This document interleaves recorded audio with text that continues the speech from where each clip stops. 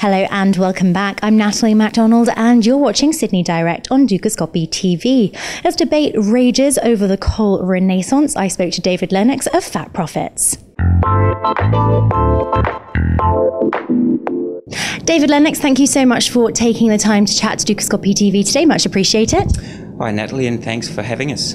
No problem at all. So today we're talking coal. Now prices have, well, troughed to be fair, but Australian coal is leaving domestic shores at what is a really record pace. Is this the coal renaissance? No, let's look back into history a little bit. Coal, or thermal coal especially, peaked in probably mid-2008 at about $190 a tonne, and we now see it trading down in the roughly $59 a tonne region. So you can see that yes, there has been a significant trailing away in the price over the last 4 or 5 years, and that's primarily because we have seen a significant change in the demand for coal over that period of time, and that's really what has driven the price down.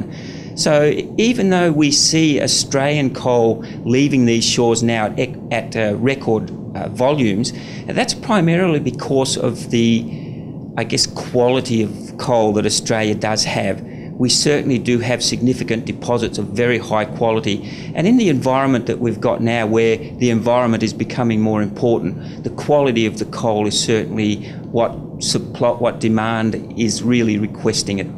The quality of coal is what consumers are really looking for at the moment. Walk us through then PM Tony Abbott's endgame then in his pretty overt support of the coal industry. What's his positioning really, particularly when we consider that the recent Queensland budget papers revealed that in fact coal royalties really aren't contributing to that government revenue in the same way that they did in sort of the mining boom era? Look, the coal industry is important to Queensland, yes, but when you have a look at it overall for Australia, it is a significant industry. Behind iron ore only, it's the second biggest export earner. At the moment, we think it's probably generating about $30 billion worth of export credits for Australia. Iron ore is doing about 50, so you can see that those two are very big, and coal is a big player in that particular market.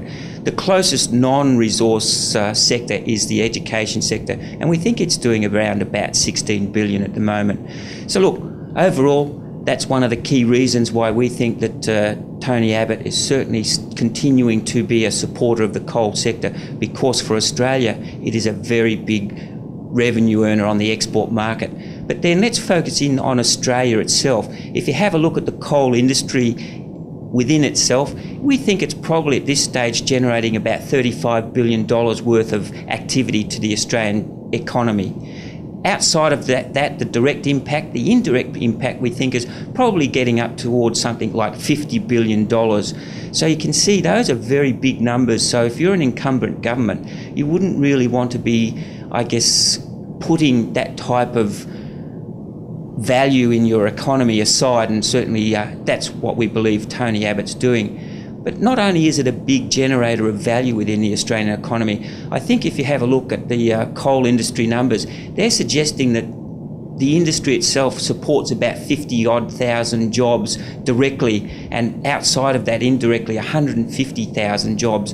So again, that's a significant number, and if you were a politician, you wouldn't want to be ignoring a particular sector that has got both the value in terms of its impact on the Australian economy, and certainly the impact that it may have on employment within this particular country.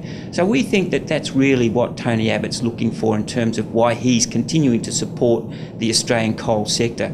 It is a big export earner, and of course it has a significant impact on the Australian economy.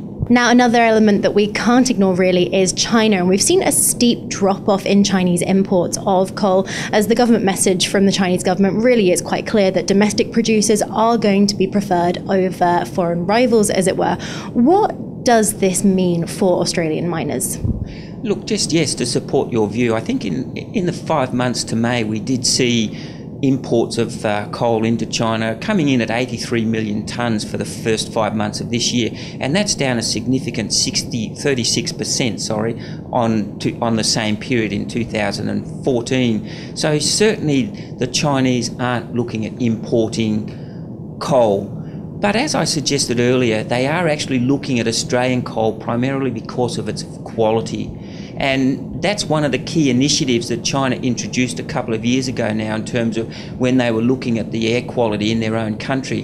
They set a set of initiatives that suggested that coal at certain quality could only be imported into that country. And of course, when you do that, a lot of coal that was going into China was low quality, and of course that's now come out of the market.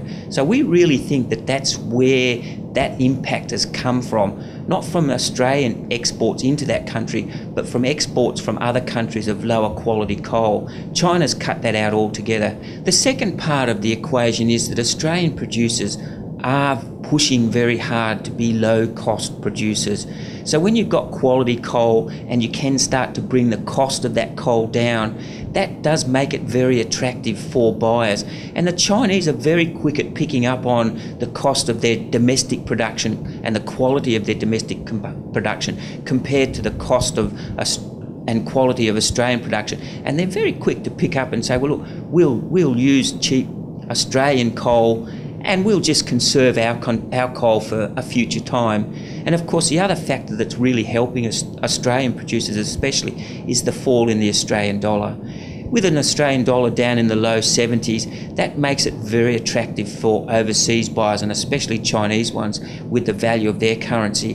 Makes us a very attractive, proposition to start buying cheap Australian high quality coal. Well, with sort of all of the factors that we've discussed then, and we have covered quite a broad spectrum, how is that shaping your pricing forecasts then?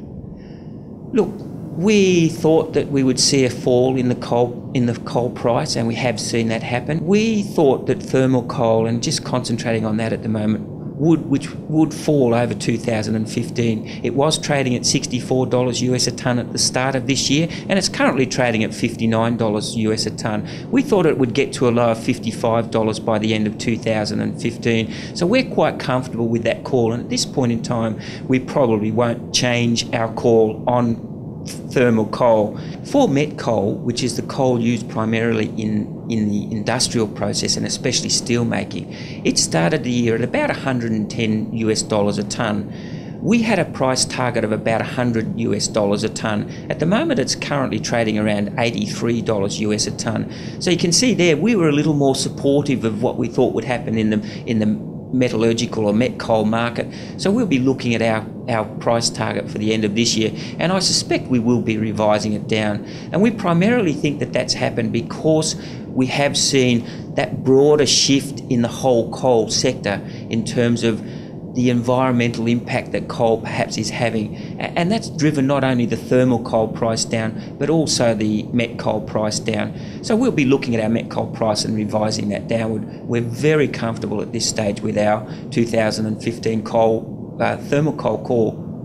David, thank you so much for taking the time to chat to us today. Much appreciate it. Thanks, Natalie. Thank you.